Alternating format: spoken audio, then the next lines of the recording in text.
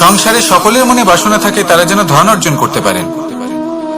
সবাই তার জন্য চেষ্টাও করেন।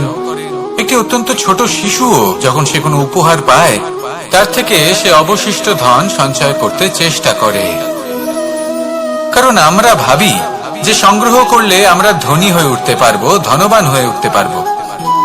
এবার এটাই কিন্তু গুণের ক্ষেত্রেও প্রযোজ্য।